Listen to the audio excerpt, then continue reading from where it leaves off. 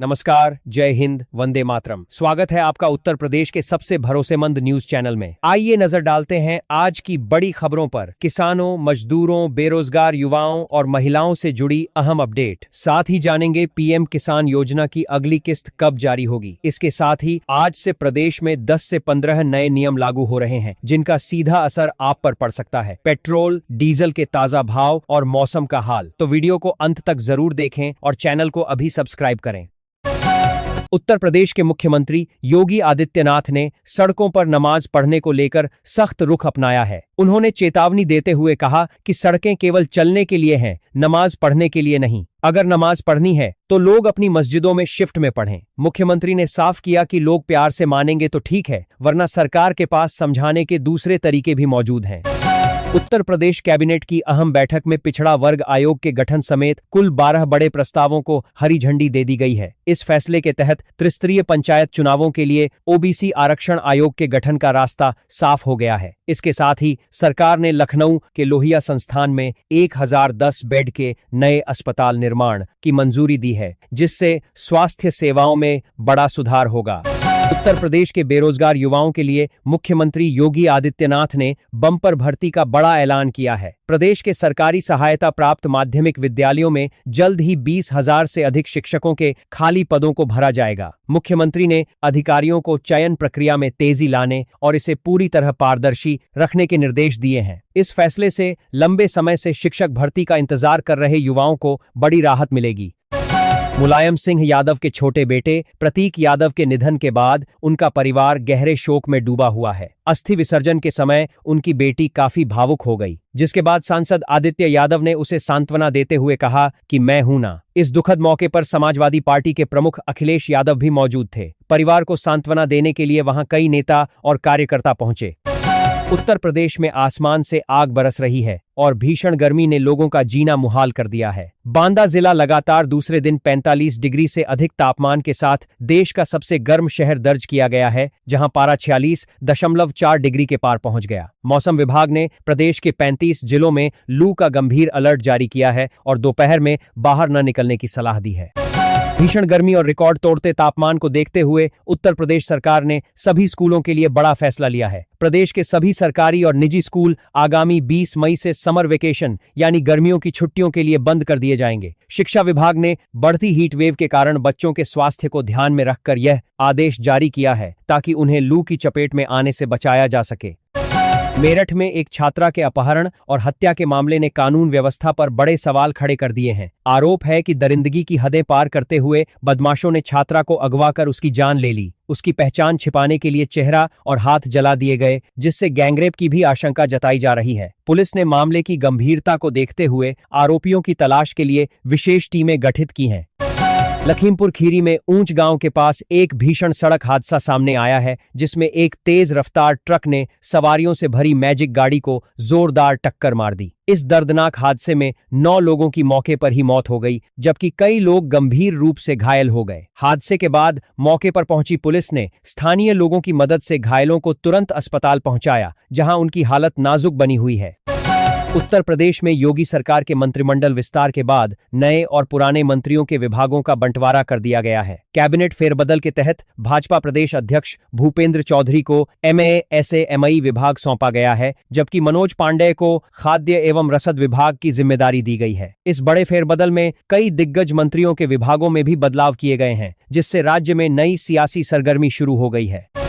उत्तर प्रदेश राज्य सड़क परिवहन निगम ने यात्रियों को बड़ी सौगात देते हुए प्रयागराज से मेरठ के बीच नई हाई टेक बस सेवा शुरू की है। गंगा एक्सप्रेसवे के रास्ते तय होने वाले इस सफर के लिए यात्रियों को मात्र 839 रुपए का टिकट लेना होगा। इन आधुनिक बसों में यात्रियों की सुरक्षा और आराम के लिए कई हाई टेक सुविधाएं दी गई हैं, जिससे मेरठ और प्रयागराज का सफर अब बेहद आसान और सस्ता हो जाएगा।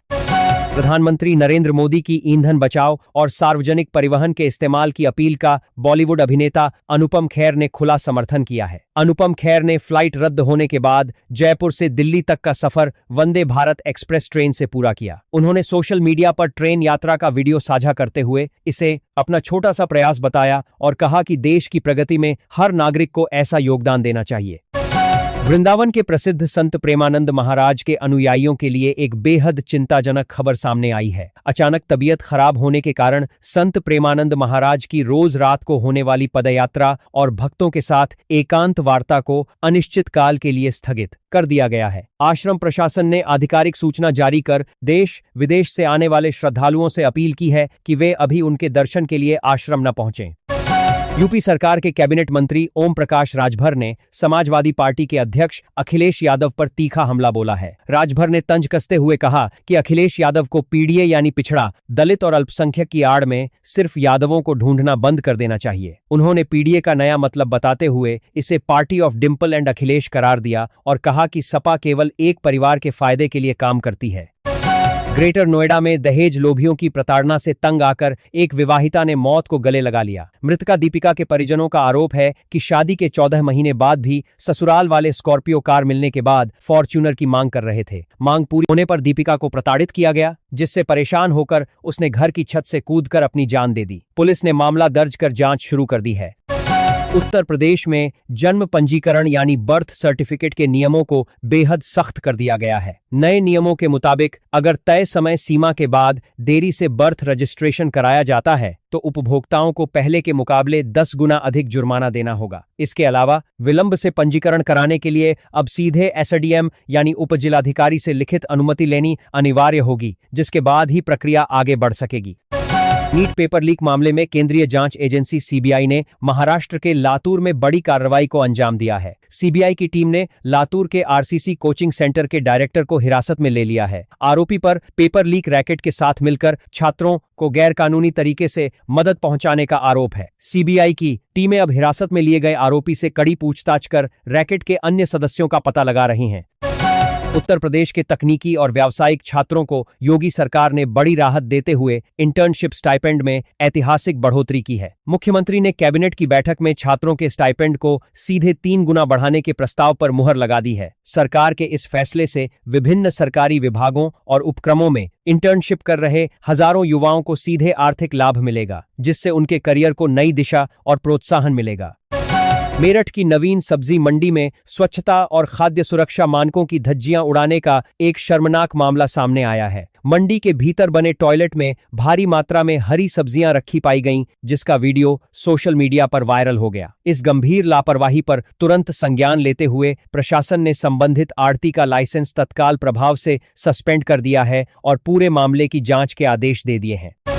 समाजवादी पार्टी के प्रवक्ता राजकुमार भाटी की मुश्किलें महिलाओं पर दिए गए एक विवादित बयान के कारण बढ़ती दिखाई दे रही हैं। एक टीवी डिबेट के दौरान महिलाओं के खिलाफ आपत्तिजनक टिप्पणी करने के मामले में उत्तर प्रदेश महिला आयोग ने कड़ा रुख अपनाया है। महिला आयोग ने इस अभद्र टिप्पणी का संज्ञान लेते हुए सपा प्रवक्ता को कारण बताओ नोटिस जारी करने का फैसला किया है, जिससे राज्य में नया सियासी विवाद छिड़ गया है।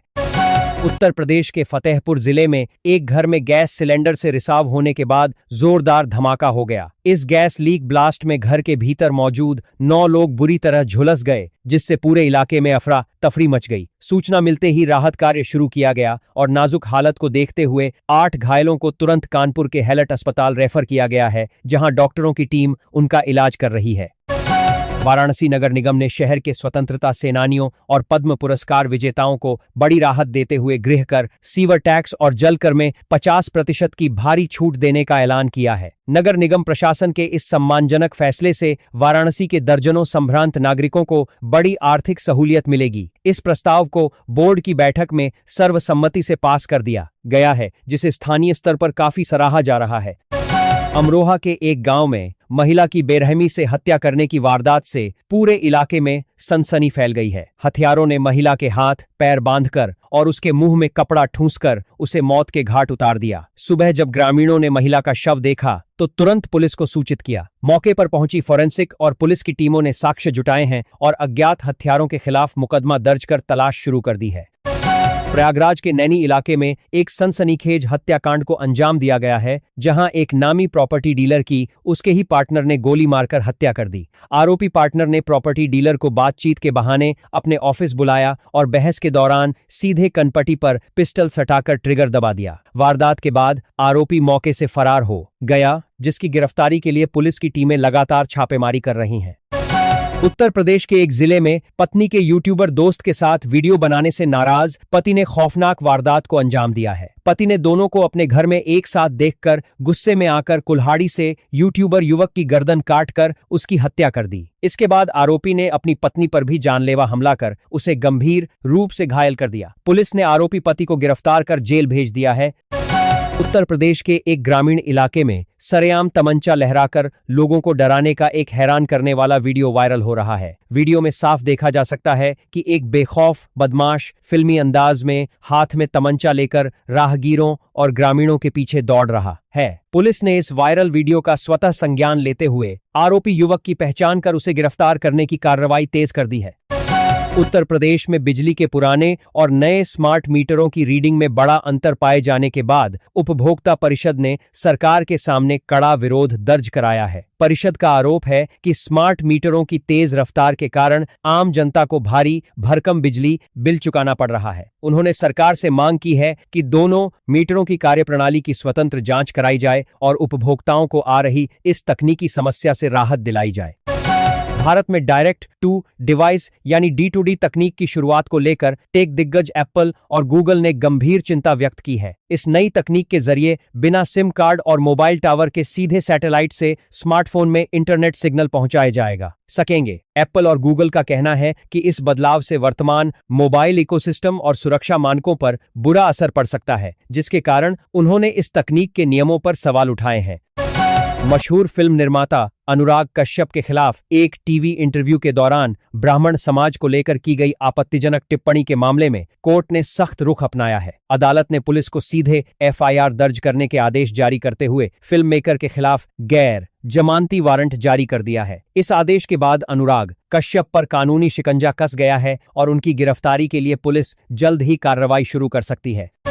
भारत के घरेलू न्यूक्लियर एनर्जी मार्केट में अपनी हिस्सेदारी बढ़ाने के लिए अमेरिकी परमाणु ऊर्जा दिग्गजों का एक बड़ा प्रतिनिधिमंडल इस हफ्ते दिल्ली और मुंबई के दौरे पर आ रहा है। 20 सदस्यीय इस उच्च स्तरीय डेलीगेशन का मुख्य उद्देश्य भारत में परमाणु बिजली संयंत्रों की स्थापना और नई तकनीकों के हस्तांतरण पर चर्चा करना है। इस यात्रा से दोनों देशों के बीच परमाणु ऊर्जा सहयोग को एक नई और मजबूत दिशा मिलने की उम्मीद जताई जा रही है। बॉलीवुड अभिनेत्री मौनी रॉय और उनके पति सूरज नाम्बियार के बीच अलगाव और तलाक की खबरों पर आखिरकार विराम लग गया है। सूरज नाम्बियार ने सोशल मीडिया पर मौनी को दोबारा फॉलो करते हुए इंटरनेट पर उड़ रही धोखे और भारी एलिमनी की खबरों को पूरी तरह बकवास मनगढ़ंत बताया है। उन्होंने स्पष्ट किया कि वे दोनों एक दूसरे के साथ हैं और उनके रिश्ते में किसी भी तीसरे व्यक्ति का कोई हस्तक्षेप नहीं है।